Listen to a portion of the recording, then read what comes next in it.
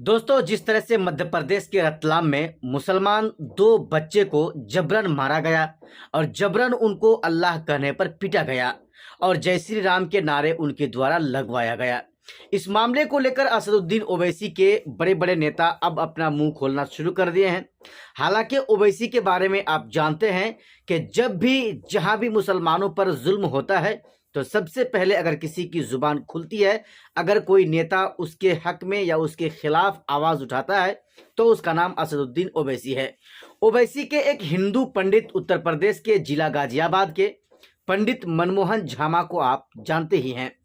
पंडित Manmohan Jha gamma Asaduddin Owaisi साहब की तारीफ की और जिस तरह से वो हिंदू होने के नाते जबरन मुस्लिम छोटे छोटे बच्चों को मारा जा रहा है, उनको पीटा जा रहा है और फिर जबरन उनको जय श्री राम के नारे लगाए जा रहे हैं, उनके द्वारा लगवाया जा रहा है।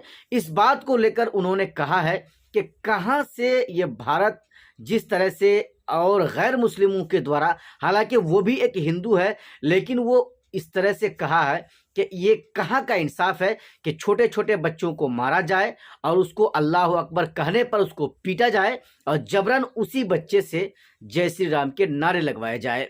असदुद्दीन ओवैसी साहब के उसकी पार्टी में चाहे वो हिंदू हो चाहे वो मुस्लिम हो, कोई भी नेता हो जाए, हक बोलने में ये शर्माते नहीं हैं, कतराते नहीं हैं, वक्त की हुकूमत को देखकर डरते नहीं हैं।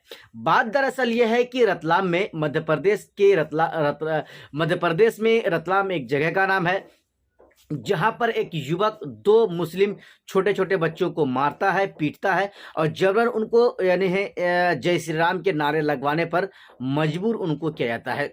छोटे छोटे बच्चे होते हैं, डर से वो पहले तो वो अल्लाह का जो है नाम लेता है और फिर जब उनको मारा जाता है, उनको पीटा जाता है, उनको जब चप्पल से मारा जाता है तो फिर वो डर से अल्लाह बोलना छोड़ देता है और जय श्री राम का नारा लगाना शुरू कर देता है। आइए ओवैसी के हिंदू पंडित ने उस मामले को लेकर क्या कुछ कहा है, हम आपको बारीकी के साथ पूरा वीडियो दिखाते हैं। हिंदुस्तान की राजधानी दिल्ली, जो कभी दिल वालों की दिल्ली हुआ करती थी, उस दिल्ली पे चर्चा करने के लिए दिल्ली की जो आबो हवा बदली है कुछ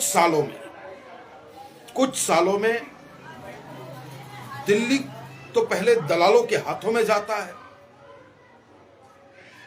और उसके बाद दिल्ली की जनता को राम भरोसे छोड़ने का कार्य, चाहे वो भारतीय जनता पार्टी की सरकार जिसके हाथ में दिल्ली की पुलिस है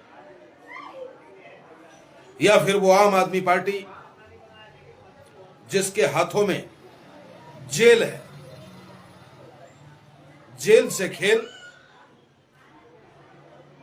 पुलिस का रवैया दिल्ली के लोगों के प्रति, आम लोगों के प्रति तो इतना सख्त हो जाता है, अगर एक कंप्लेन चला जाए, किसी का मोबाइल कहीं से कहीं चला जाए, उसके ऊपर दिल्ली पुलिस इतने अपने आप को स्ट्रांग दिखाती है। लेकिन आज हत्याओं का दौर चल चुका है इस दिल्ली के अंदर में। दिल्ली दहशत की दिल्ली बन गई है, दहशत की दिल्ली। और बड़े अफसोस के साथ कहना पड़ता है कि ये दोनों सियासतदान, चाहे भारतीय जनता पार्टी हो या आम आदमी पार्टी, ये दोनों एक दूसरे पर ठीकरा फोड़कर अपनी चुनावी राजनीतिक रोटियां सेकने मात्र प्रयास कर रहा है, जिसका विरोध ऑल इंडिया मजलिस इत्तेहाद मुस्लिमीन करता है। जब दिल्ली सुरक्षित नहीं, जब दिल्ली का व्यापारी सुरक्षित नहीं, दिल्ली की बेटी सुरक्षित नहीं, दिल्ली में आम लोगों का जीना दुभर, तो माननीय गृह मंत्री अमित शाह जी, आपकी पुलिस से संभल कैसे सुरक्षित? माननीय अमित शाह जी, आपकी पुलिस से बिहार के दरभंगा कैसे सुरक्षित? माननीय अमित शाह जी, आपकी पुलिस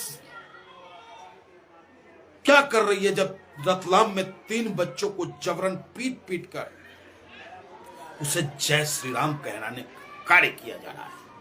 वीडियो वायरल है। तो दिल्ली को, दिल्ली वालों को और हिंदुस्तान के तमाम लोगों को जिन्हें हिंदुस्तान से मोहब्बत है, प्यार है, उन सबको धोखा देने का काम किया जा रहा है। फंडामेंटल बस एक ही है इन लोग, इनका राइट्स कि हम भी लूटेंगे, तू भी लूट, कोई दूसरा ना आ जाए, कोई दूसरा आकर के हमारे ऊपर जांच ना बिठा दे। ये खेल खेलने का काम आम आदमी पार्टी और भारतीय जनता पार्टी कर रही है। कैसे हम भूल जाएं उस दिल्ली को जो दिल्ली दिलवालों की, जहां की मोहब्बत की बयार चलती है। उस दिल्ली में अपने अधिकार और हक के लिए जब धरना दिया जाता है शाहीन बाग में, लोकतंत्र है, सरकार के द्वारा लिए गए निर्णय अगर हमारे पक्ष में नहीं तो संविधान हमें अधिकार देता है कि मैं उसके खिलाफ प्रोटेस्ट करूं, मैं धरना पे बैठूं, अहिंसात्मक रूप से बैठूं। लेकिन क्या मिला? उसी वक्त एक नेता आता है फायर बन के और कहता है देश के गद्दारों को जूते मारो फलाने को। वहां से टर्निंग पॉइंट दिल्ली की होती है और दिल्ली सुलगने लगता है। और उसका नतीजा रहा कि गरीब हिंदू भाई, गरीब मुसलमान जो रेहड़ी पटरी पे अपने कारोबार करके अपने परिवार का भरण पोषण कर रहे थे, या तो उनका कारोबार चौपट हो गया या उनकी हत्याएं हो गई। और अब तक दिल्ली की पुलिस उन हत्यारों को, वास्तविक हत्यारों को गिरफ्तार नहीं कर पाई, जो शर्म की बात है। हाँ, टारगेटेड कार्रवाई हुई, नाम देख के कार्रवाई करने का काम दिल्ली पुलिस ने किया। और जो दूसरी पार्टी आम आदमी पार्टी, फौरन उसे पार्टी से बाहर करने का भी काम किया, अपनी राजनीतिक स्वच्छता दिखाने का कार्य किया। उसके बाद आए दिन दिल्ली में गोलीबारी, आए दिन दिल्ली में गैंगबाजी, आए दिन एक दूसरे से मुठभेड़। अब तो हद हो गई, अब तो रंगदारी लेने के लिए, एक्सटॉर्चर मनी लेने के लिए फायर किया जाता है, धमकाया जाता है और कोई कार्रवाई नहीं। ढाक के तीन पात। केजरीवाल जी से पूछो, वो कह देंगे कि पुलिस तो दिल्ली वालों की, अमित शाह जी की है भाई, भाजपा वालों की है। और अमित शाह जी से पूछो तो कह देंगे दिल्ली में जो जेल है वो केजरीवाल जी के पास है और जेल में अपराधियों का मनोबल बढ़ाया जा रहा है। तो भैया हम दिल्ली वाले कहां जाए, आम हिंदुस्तानी कहां जाए भाई? किसके पास जाकर के अपनी बात रखे? तो मेरी अपील है, आज भी दिल्ली में हत्याएं हुई है, पॉस कॉलोनी में हत्याएं हुई हैं। योजना विहार के रहने वाले जैन साहब जो मॉर्निंग वॉक पे निकलते हैं और 8-10 गोलियां मार करके उनकी हत्या कर दी जाती है और अभी तक सीसीटीवी फुटेज खंगाला जा रहा है। दिल्ली पुलिस तो उस पुलिस का नाम है कि हिंदुस्तान के किसी कोने से अपराधी को उठा के ले आता है, लेकिन यहां हत्या पे हत्या, रंगदारी पे रंगदारी, फायरिंग पे फायरिंग चल रहा है, लेकिन दिल्ली पुलिस के हाथ कुछ नहीं लग रहा। कितने शर्म की बात है। यही वो ठंड का महीना है, यही वो केजरीवाल हैं और शीला दीक्षित की सरकार। याद करें आप, आज वो नहीं है इस दुनिया में, स्वर्ग में है। और निर्भया कांड हुआ था, उस कांड पे किस तरीके से भारतीय जनता पार्टी और अरविंद केजरीवाल ने राजनीति करने का काम किया, पूरे दिल्ली को हाईजैक किया। और आज रोजाना दिल्ली में निर्भया कांड जैसी व्यवहार हमारे बेटी, हमारी बहन, हमारी मां के साथ किया जा रहा है।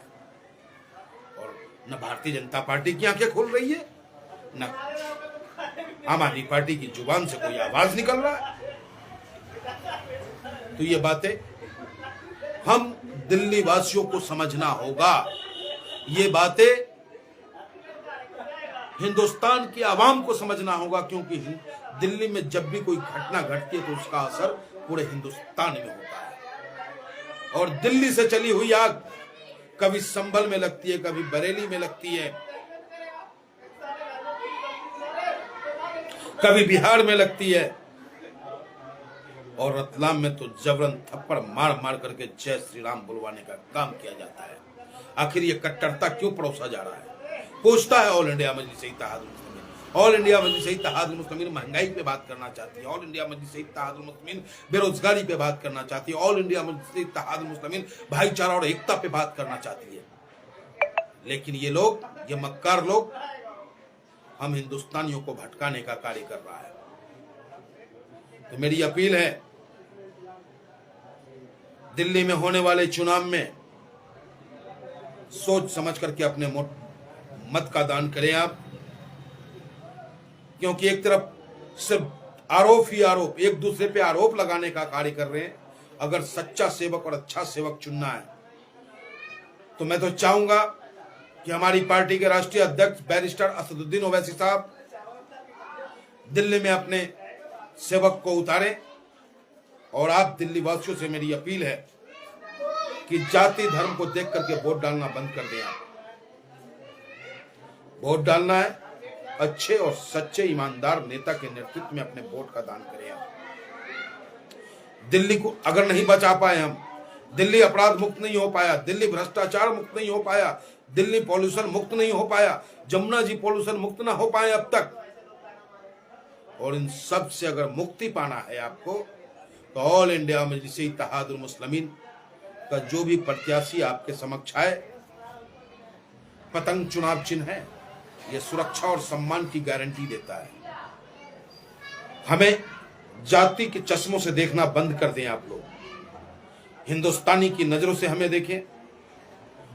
हम हिंदुस्तानी, आप हिंदुस्तानी, हिंदुस्तान को मजबूत करना, अपने लोगों को ताकत देना, इस सोच के साथ ऑल इंडिया मजलिस इत्तेहादुल मुस्लिमीन के राष्ट्रीय अध्यक्ष बैरिस्टर असदुद्दीन ओवैसी राजनीति करते हैं। तो जहां कहीं भी हमारा प्रत्याशी नजर आए आपको, चुनाव चिन्ह पतंग होगा, निश्चिंत होकर के पतंग चिन्ह के बटन को दबाएं। इन मक्कारों को करारा जवाब देने का काम ऑल इंडिया मजलिस इत्तेहादुल मुस्लिमीन करेगा।